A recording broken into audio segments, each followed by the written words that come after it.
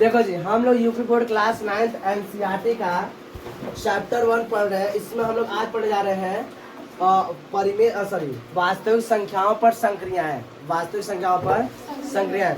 संक्रियाओं का मतलब होता है कि वास्तविक संख्याओं का हम लोग जोड़, घटाना, गुणा, भाग ये सब सीखेंगे। तो हम लोग वास्तविक संख्याओं का जोड़, घटाना, गुणा, भाग ये सारी चीजें हम लोग सीखने जा रहे हैं। तो इसके पहले हम लोग कुछ नियम कानून सीख लें। इसके पहले क्या सीखेंगे? कुछ हम लोग नियम कानून सीखेंगे।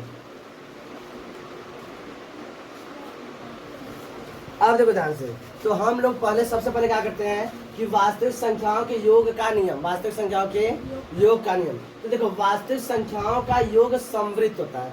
समवृत्त का मतलब होता है, समवृत्त का मतलब होता है कि किसी भी दो वास्तविक संख्याओं को अगर हम जोड़ लें, कोई भी दो वास्तविक संख्या अगर उनको हम जोड़ रहे हैं तो उनका जो योग आता है, यानी उनका जो रिजल्ट निकल के आएगा जोड़ने पर, वह भी क्या होता है? एक वास्तविक संख्या होता है। इंग्लिश को बोलते हैं क्लोज, बोलते हैं। क्या बोलते हैं? क्लोज। यानी दो वास्तविक संख्याओं का सम हमेशा क्या होता है? वास्तविक होता है। यानी sum of two real number are always real, यानी real number are closed under addition. Real number का एडिशन क्या होता है? क्लोज होता है। बात सुना रहा है? अगला, वास्तविक संख्याओं का योग साहचर्य नियम का पालन करता है। यानी कि ध्यान से देखो, इसमें क्या होता है, मान लेते हैं 3 हमारे पास वास्तविक संख्या है ए बी सी। तो इन संख्याओं को हम दाएं से जोड़े या बाएं से जोड़े, इसमें कोई अंतर नहीं आता है। जो रिजल्ट आएगा यानी जो योग आएगा वो हमेशा क्या होगा? बराबर आएगा, चाहे तुम इधर जोड़े या इधर से। तो वास्तविक संख्याओं का सम किसका पालन करता है?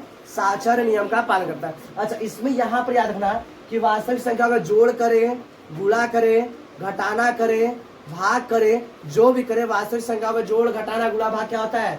समवृत्त होता है। यहीं पर समझ लो, वही बात खत्म। ठीक है, तो क्या बताओगे? वास्तविक संख्याओं का जोड़, घटाना, गुणा, भाग क्या होता है? समवृत्त होता है। यानी दो वास्तविक संख्याओं का जोड़ करने पर तब भी क्या आएगा? वास्तविक संख्या।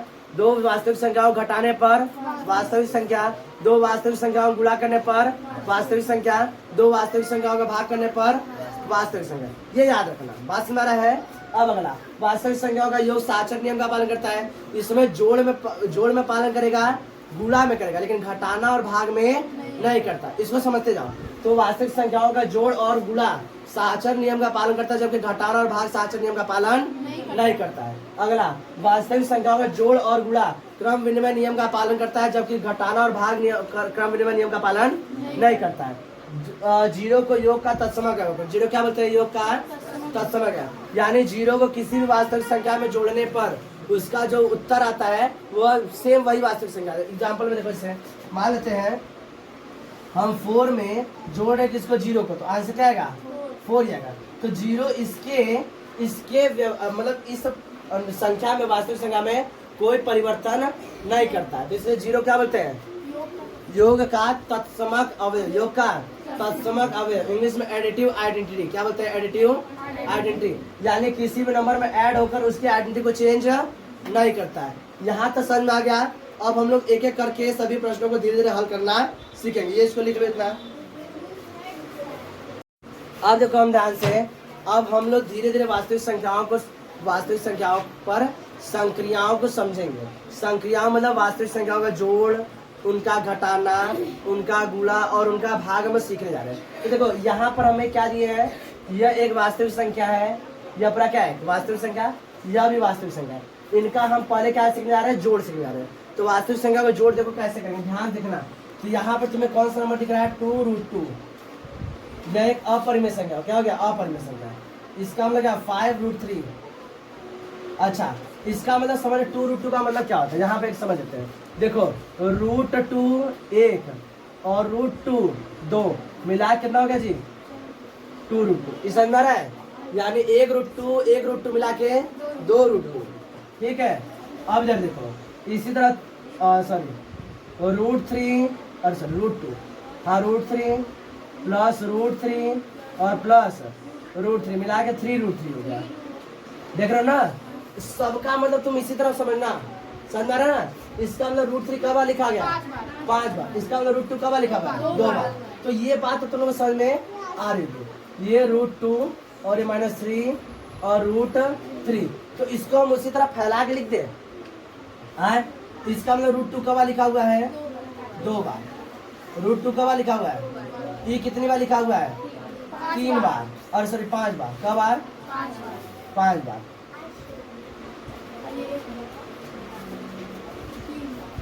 इसका मतलब ये रूट 2 है और ये रूट 3। घटाना है ना जी, रूट 3 माइनस रूट 3 रूट 3। ठीक है, अब ध्यान से कौन कौन कट रहा है काट दो, जो जो कट रहा है। देखो रूट 2 से एक रूट 2 से एक रूट 2 कैंसिल, कहाँ गई? घटाना था ना, अच्छा जोड़ना था, सॉरी इसको काटा नहीं था, जोड़ना था। देखो एक रूट 2 एक रूट 2, तो हम क्या बताए थे कि वास्तविक संख्याओं का सम, वास्तविक संख्याओं का सम क्या होता है जी? वो क्रम विनिमय नियम का पालन करता है, यानी कि इसको उठा के हम यहाँ पे लिख सकते हैं, कोई दिक्कत नहीं है। तो रूट 2 प्लस रूट 2 और ये वाला भी रूट 2 उठा के यहाँ ला रहा हूँ। समझ में? एक बिरादरी को एक पास, और रूट 3 रूट 3 रूट 3 5 बार, 3 बार ही है, तो ई वाला कैंसिल हो जाएगा, प्लस और माइनस कैंसिल। दिख रहा है? बोलो फटाफट। यहाँ पर कितना बचा? एक रूट 3 एक रूट 3। अब ये समझ में आ रहा है? तो 1 2 3 तो हो जाएगा 3 रूट 2 और प्लस 2 रूट 3। समझने में कोई दिक्कत? यही हो गया तुम्हारा आंसर। ये क्या हो गया? आंसर। किसी को समझने में कोई दिक्कत? इसको लिख लो, एक प्रश्न दे रहे हैं हल करने के लिए। देखो हम लोग वास्तविक संख्याओं का योग करना तो सीख लिए, अब हम लोग वास्तविक संख्याओं का गुणा करना जा रहे हैं। अब इसको समझने से पहले यहाँ पर तुम की चीज समझ लो, जान लो। क्या चीज? देखो मान लेते हैं कि एक संख्या रूट ए है, ठीक है, मल्टीप्लाई हो रहा है किससे? रूट ए से। रूट ए का मल्टीप्लाई हो रहा है रूट ए से, तो इसको कैसे लिख सकते हैं? इसको इस तरह से अंडर रूट के अंदर ए इंटू ए लिख सकते हैं, लिख सकते हैं ना। अब देखो अंडर रूट के अंदर कोई दो संख्या लिखी गई तो एक संख्या क्या आ जाती है? बाहर आती है।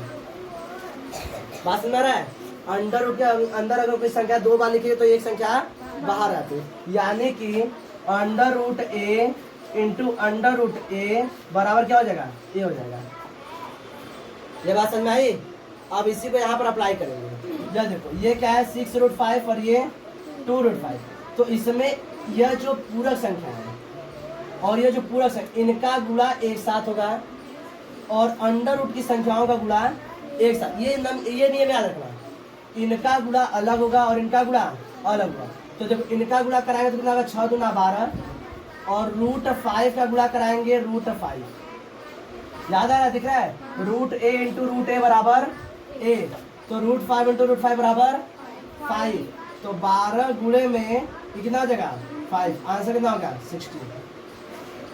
यह बात समझ में? यहाँ पर हम लोग प्रश्न हल कर रहे हैं, आगे चल के हम लोग इन सभी का एक नियम का अनुप्रयोग एक तरह से पढ़ लेंगे, एक साथ करके पढ़ लेंगे। यहाँ तक ये बात समझ आ रहा है? हाँ, अब हम लोग वास्तविक संख्या का भाग भी करेंगे, इसको उतार लो।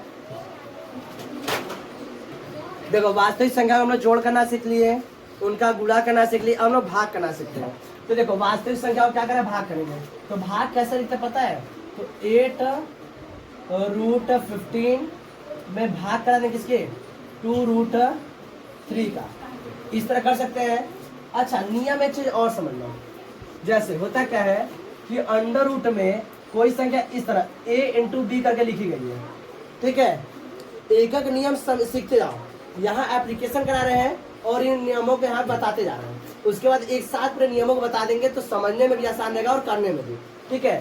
तो एक साथ दो संख्या गुणा में होगी तो इसको हम लोग ऐसे लिखते हैं, अंडर रूट ए गुणे में अंडर रूट बी, इस तरह से लिख सकते हैं। ये तो पिछला वाला नियम है ना कि अंडर रूट ए जिस तरह बता रहे थे कि अंडर रूट ए इंटू अंडर रूट ए, इसको हम लोग कैसे लिख सकते हैं? अंडर रूट ए इंटू ए, वही पिछला वाला नियम है। बात समझ रहे? इस तरह हम लिख सकते हैं। अब ध्यान देखो ये नियम कहाँ पे लग रहा है, ध्यान देखो। तो हम लोग 15 को 3 इंटू 5 लिख सकते हैं, 3 गुणे 5 लिख सकते हैं।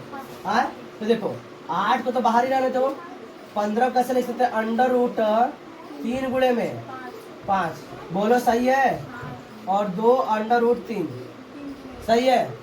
अब इन दोनों को यही नियम का देखो, अंडर रूट ए इंटू बी है, हाँ तो अंडर रूट ए अलग और अंडर रूट बी अलग हो जाएगा, हो जाएगा। हाँ अब देखो ध्यान से, तो हम क्या लिखेंगे? 8 गुणे में अंडर रूट 3 अलग और अंडर रूट 5 अलग, और नीचे 2 और अंडर रूट 3। √3 से ये कैंसिल, और 2 से 8 4 बार में कैंसिल। आंसर कितना आ रहा है तुम्हारा 4√5। ये तुम्हारा आंसर आ गया। समझने में कोई दिक्कत हो रहा है तो बोलो, समझ में आ रहा है? ये प्रश्न हल करो। अब हम जो नया प्रश्न दे रहे हैं उसको सॉल्व कर दिखाओ। ये प्रश्न लिखो फटाफट।